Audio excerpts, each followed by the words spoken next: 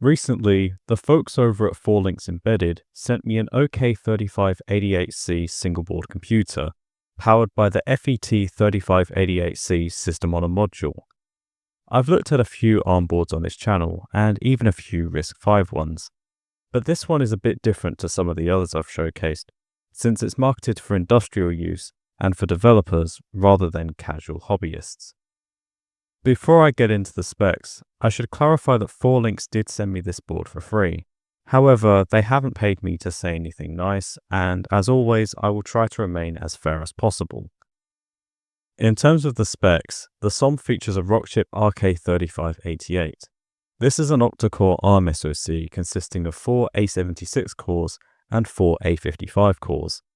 We're also rocking a Mali G610 GPU, which supports OpenGL ES 3.2 and Vulkan 1.2, and also on this chip we have a 6-TOPS NPU. The SoM comes in a few different variants.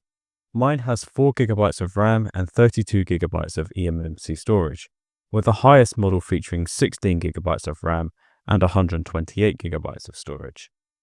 In the context of ARM-based SBCs, the RK3588 is one of the faster ARM chips on the market. On paper, it's considerably more powerful than the Broadcom BCM2712 featured on the Raspberry Pi 5.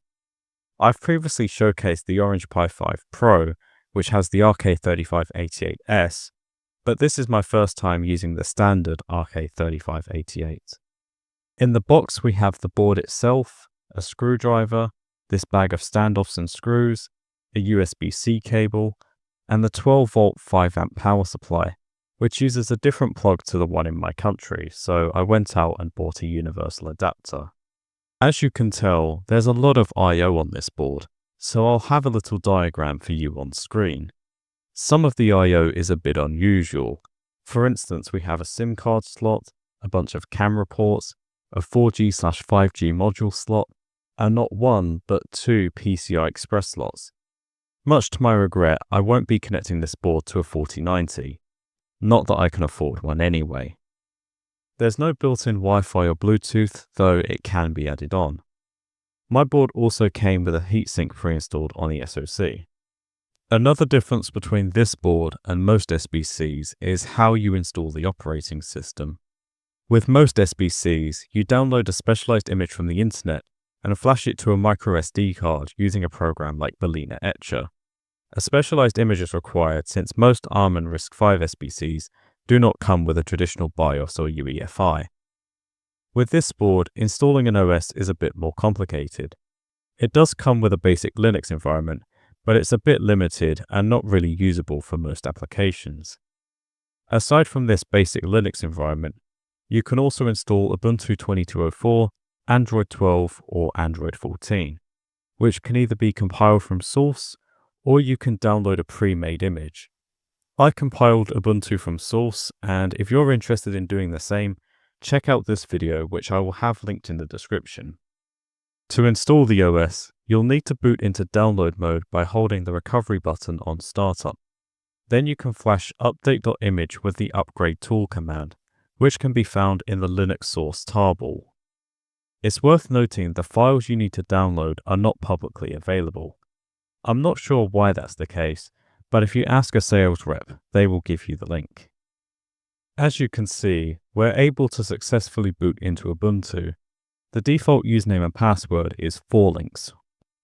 We're using kernel 5.10, and in addition to the root partition, we have 2 other partitions, /OEM and /userdata. The user data partition contains some photos, music, and videos in a number of formats, resolutions, and codecs. The board has no issues playing the videos, but 14GB for the root partition is just not enough space in my opinion.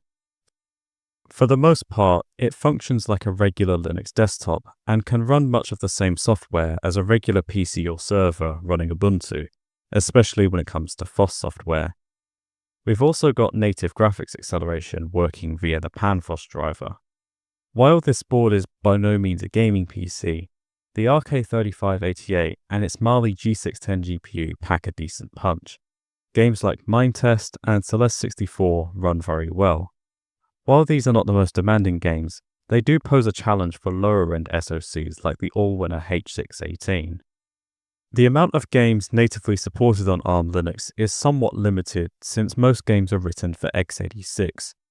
But part of the reason why I'm interested in these ARM and RISC-V boards is because of tools like Box64, FexEmu, Wine, and GL4ES, which bridge certain gaps and allow software to run on hardware it was never designed for, which I think is pretty cool.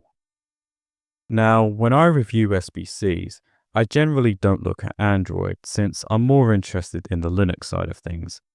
But out of curiosity, I decided to install it anyway, more specifically Android 14. By default, the interface is in Chinese, but you can change the language to English or German or Welsh if you're based.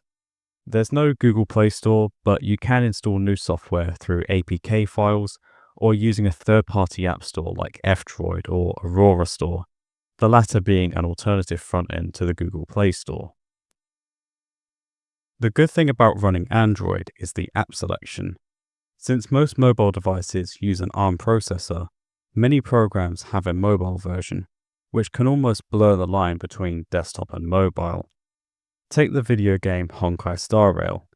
The desktop version of the game requires Windows, an x86 processor, and it has an anti-cheat.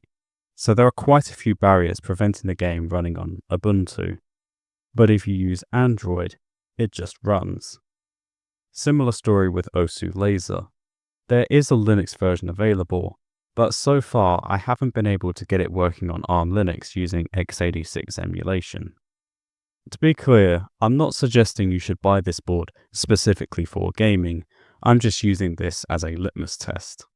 Now, even though I'm not a fan of AI, I was curious how well the onboard NPU would handle an LLM. Spoiler alert, I couldn't actually run it, which I kind of expected since we only have 4 GB of RAM. I have other plans in mind for this board which are way beyond the scope of this video, but for the time being, what are my thoughts? I think it's a decent board, but I wouldn't recommend it for most ordinary people. For starters, it's quite pricey since it's not a consumer product. Forlinx claim they prioritize build quality, so their products last longer, even when running 24/7 or in harsh environments. For a mission-critical system, reliability and quality control are important, so the upfront cost may be worth it if it saves time and headache in the future. But if you're just a tinkerer or an enthusiast, there are better options on the market in my opinion. If you decide to get this board, I would highly suggest getting a model with more RAM and storage. That's it for today's video, and until next time, cheerio.